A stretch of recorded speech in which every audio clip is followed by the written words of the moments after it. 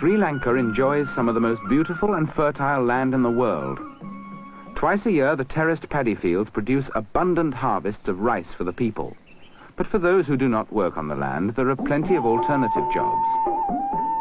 In the Kandyan district, carpenters turn out a variety of articles such as walking sticks and bowls on the simplest form of lathes.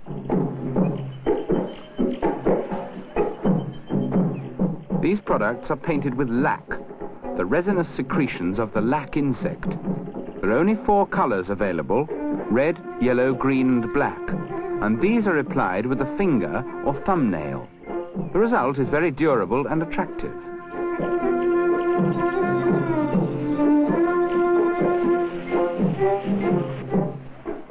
Some families earn a living by marketing cinnamon. First of all, the outer bark of the cinnamon tree has to be removed by scraping.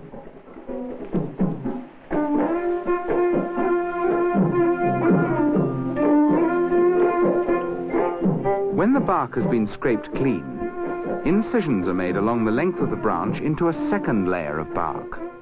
It is this inner layer which produces the cinnamon we use in our kitchens.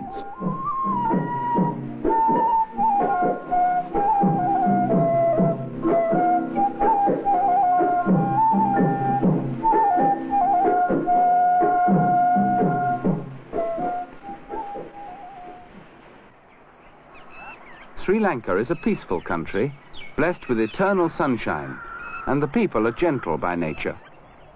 Their government recognized the importance of conserving wildlife, and there are several game parks throughout the island where animals can live in peace. But even outside these special areas, certain creatures are protected by law. The cobra goya, or monitor lizard, is one such animal. He is nature's scavenger, and although good to eat, no one would dream of harming him.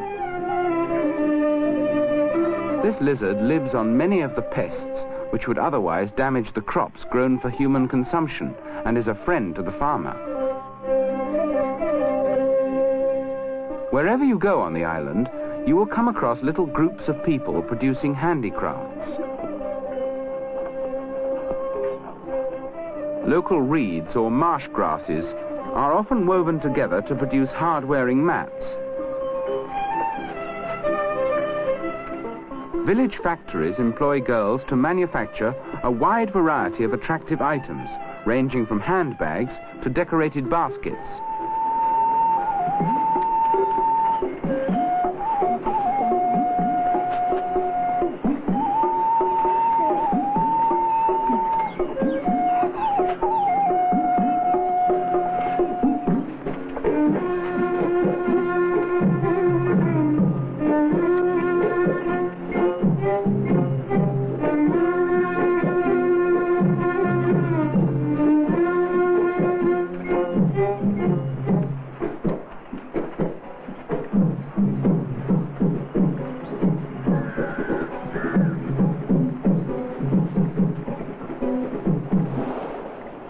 In the monsoon, Sri Lanka's beaches are often shrouded in mist.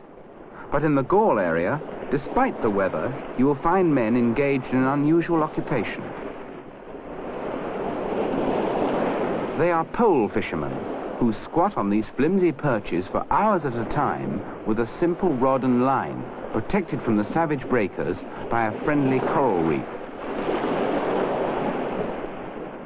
By many fishermen's standards, their catch is not very impressive, but these tiny sardine-like fish make a valuable contribution to the protein needs of the people. During the monsoon days, the catch may be small, but these fish are available along the Galle coast throughout the year, and at other seasons are very plentiful. Galle is a place noted for its lace making, an art which has survived since the Portuguese occupation.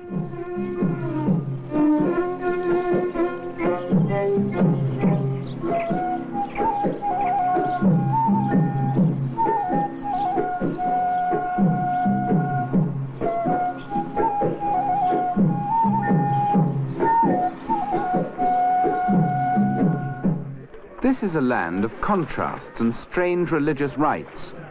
preparations are in progress for an unusual Hindu ceremony which will take place the same night. By early afternoon, many devotees are in a state of trance. This ceremony will demonstrate the faith of the believers, but at the same time baffles the scientists, for it defies the known laws of physics. The fire is the centerpiece of the performance, but it has to burn for many hours until only a carpet of red-hot ashes are left, and then fire walking will take place.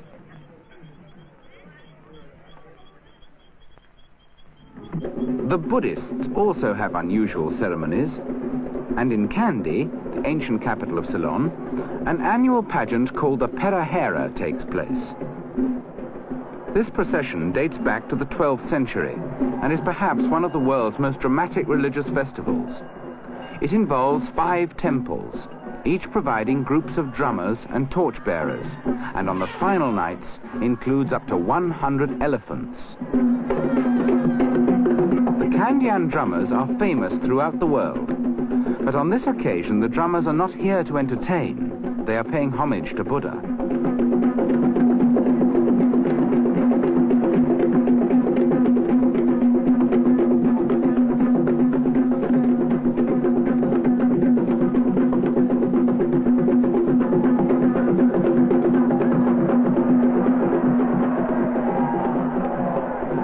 The origin of this festival dates back to the time when the relic of one of Buddha's teeth was recovered from his cremation ashes and was kept for posterity in the Temple of the Tooth in Kandy.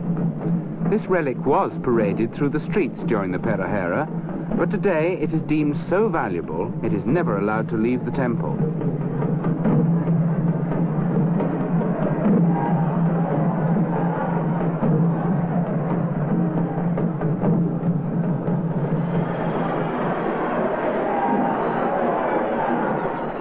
For many years, the biggest elephant in the procession had the honor of carrying a silver casket containing the Buddha's tooth.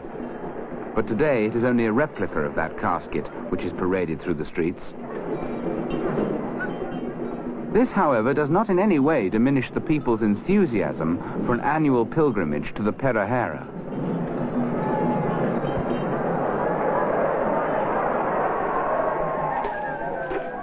Night is also the time when the Hindu fire-walking ceremony begins, but the fire still has a few hours to burn before it is ready. In the meanwhile, the proceedings begin to take on a horrific aspect when, to show their faith, many devotees have unsterilized meat skewers and bodkins pushed through the flesh of their cheeks. No one knows why this apparent torture does not hurt these people, or why no blood flows from the wounds.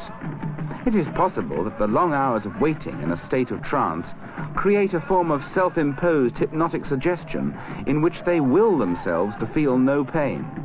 However, the devotees will tell you it's all done by religious faith. It's difficult to understand how anyone can enjoy having meat hooks inserted into the flesh of his back. And even more difficult for us to realize that he can dance and at the same time tow a young lad on the ends of the strings without severe pain. Some of the entranced devotees become quite violent, but there are always helpers nearby to see that they do not come to harm.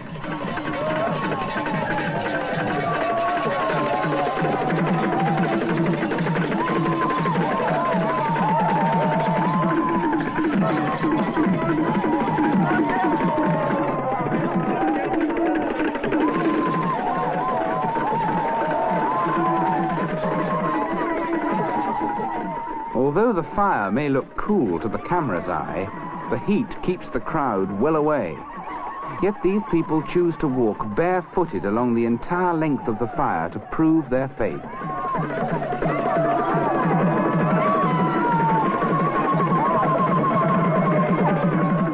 In times past, onlookers caught up in the excitement of the proceedings have tried to walk the fire, only to receive severe burns. Yet the devotees' feet are quite unharmed. Firewalkers have been investigated by many scientific authorities, but no one can explain how bare feet can come in contact with temperatures as high as 420 degrees centigrade without the flesh burning. For normally peace-loving people, these violent acts of self-mortification seem out of place, and yet they are regular occurrences in Sri Lanka and must remain one of the unsolved mysteries of the Orient.